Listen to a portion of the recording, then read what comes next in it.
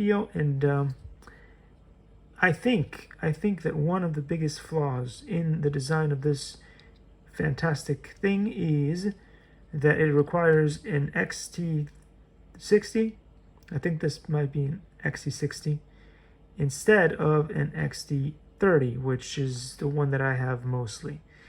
So I will have to do some Hollywood Disney magic and create one of these and stick it on there. I know that I have one because I hope it's the other one that fits in this thing, because it came with one of the, it's the F-18, I think,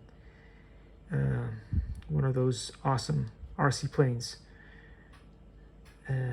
from Motion RC. Anyway, I think that I could convert that and get it to fit there. Let's see. Thanks for watching, and I'll see you all in the next one. Likey.